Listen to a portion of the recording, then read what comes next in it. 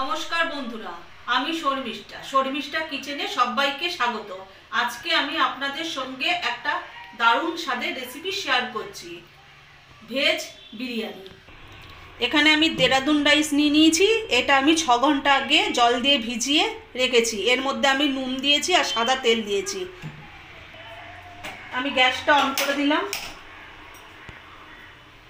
আমি এবার চালের ডেকচিটা আমি বসিয়ে দেবো। এটাকে আমি একটা ভাত তৈরি করে নেব। আমি ঢাকা দিয়ে ঢেকে দেবো, তাহলে তাড়াতাড়ি ফুটে যাবে। আমি 1 চামচ এখানে যে ভাত ফুটছে তার মধ্যে আমি দিয়ে দেবো মিঠা আতর। যেহেতু এটা ভেজ বিরিয়ানি হবে তার জন্য আমি এখানে সোয়াবিন নিয়ে নিয়েছি। সোয়াবিনটাকে আমি নুন দিয়ে সিদ্ধ করে জলটা চিপড়ে নিয়েছি। আর এখানে নিয়েছি আলুগুলোকেও সেদ্ধ করা আছে, হালকা সেদ্ধ করা আছে। এগুলোকে আমি একটু ভেজে নেব। আর এখানে পনিরগুলোকে আমি ছোট ছোট টুকরো করে নিয়েছি। আর এখানে একটা বড় সাইজের টমেটো আছে। এটা টমেটোটাকে আমি এরকম করে টুকরো করে নিয়েছি। এখানে 8টা কাঁচা লঙ্কা আছে, 1 ইঞ্চির মতো আদা আছে। আর এখানে কিছু ক্যাপসিকাম নিয়েছি। এখানে আদা, কাঁচা লঙ্কা আর টমেটোটা আমি মিক্সিতে পেস্ট করে নেবো। আর ক্যাপসিকামটা আমি পনিরে দেবো। আদা, কাঁচা লঙ্কা আর টমেটো মিক্সিতে পেস্ট করা হয়ে গেছে। আলুগুলো কিছু মশলা দিয়ে আমি এটা মেখে নেব। অল্প একটু নুন দিয়ে দিলাম, আর 1/2 চামচ গোলমরিচ গুঁড়ো, আর 1/2 চামচ জিরে গুঁড়ো, আর অল্প একটু বিরিয়ানি মশলা দিয়ে দেবো এর মধ্যে। এবার আলুগুলোতে এই মশলাগুলো ভালো করে মাখিয়ে নেব প্রত্যেকটা আলুর সঙ্গে। কড়াইয়ের মধ্যে আমি সাদা তেল দিয়ে দিয়েছি। এটা যেহেতু নিরামিষ ভেজ বিরিয়ানি, সেজন্য এখানে আমি পেঁয়াজ আর রসুন ব্যবহার করব না। তেলটা গরম হয়ে গেছে। এবার আমি আলুগুলোকে ভেজে নেব। আলুটা ভাজা হতে হতে আমি পনিরের মধ্যে একটু নুন মাখিয়ে নেব। পনিরটা আমি একটু নুন মাখিয়ে নিলাম। এবার পনিরটা একটু হালকা করে ভেজে নেব। আমি পনিরগুলো হালকা করে ভেজে নেব। আমার আলুগুলো ভাজা হয়ে গেছে। আমার পনিরটা ভাজা হয়ে গেছে। পনির ভাজার তেলের মধ্যেই আমি একে একে ফোড়ন দিয়ে দেবো। এখানে একটা তেজপাতাকে অর্ধেক করে নিচ্ছি, 2টো শুকনো লঙ্কা, সাদা জিরে, একটা দারচিনি, 2টো ছোটো এলাচ, লবঙ্গ।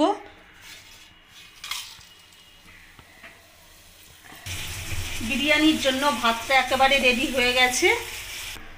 ফোড়নটা আমি ভালোভাবে ভেজে নেব।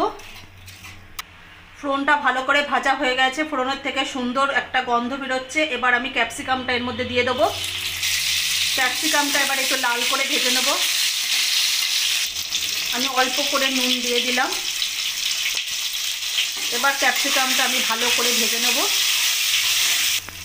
মশলাটা যে মিক্সিতে পেস্ট করে রেখে দিয়েছিলাম সেটা আমি কড়াইতে দিয়ে দিলাম।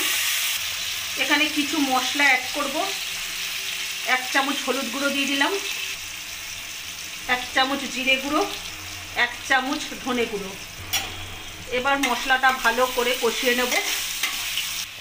অল্প একটু গরম মশলা গুঁড়ো দিয়ে দিলাম।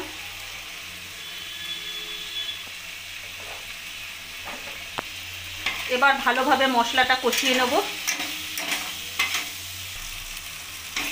মশলাটা ভালোভাবে কষানো হয়ে গেছে। আদার কাঁচা গন্ধটাও চলে গেছে। আর মশলা থেকে কি সুন্দর তেল ছাড়তে শুরু করে দিয়েছে দেখুন। এবার আমি একটু বিরিয়ানির মশলা দিয়ে দেবো। এবার আমি মশলাটাকে ভালোভাবে কষিয়ে নেব। এবার আমি সোয়াবিনগুলো দিয়ে দেবো কড়াইতে। সোয়াবিনটা দিয়েও মশলার সাথে ভালোভাবে কষিয়ে নেব। মশলার সাথে সোয়াবিনটা ভালোভাবে কষানো হয়ে গেছে। এবার আমি মিক্সিং জারটা ধোয়া একটু জল দিয়ে দেবো আমি।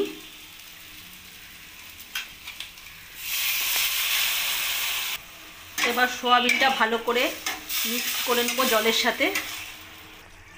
ওপর থেকে একটু ধনেপাতা কুচি দিয়ে দেবো। এবার ধনেপাতাটা ভালো করে সোয়াবিনের সাথে মিক্সড করে নেব। সোয়াবিনটা ভালোভাবে হয়ে গেছে। এখানে যে আমি আলু আর পনিরটা ভেজে রেখে দিয়েছিলাম সেটাও সোয়াবিনের মধ্যে দিয়ে দেবো। এবার ভালোভাবে এটাকে নাড়িয়ে নেব। আমি এর মধ্যে এবার ভাতটা দিয়ে দেবো, যে দেরাদুন চালের ভাতটা করেছিলাম। ওপরে আমি ঘি ছড়িয়ে দেবো। আর ওপর থেকে আমি একটু কেশরি রং দিয়ে দিলাম। এটা আমি ভালো করে মিক্সড করে নেব। এখানে কিন্তু আমি দেরাদুন চালের যে ভাতটা করেছিলাম সেটা কিন্তু আমি সবটা দিইনি, এখানে অর্ধেকটা দিয়েছি, অর্ধেকটা আমি পরে আবার এর সাথে মিশিয়ে দেব।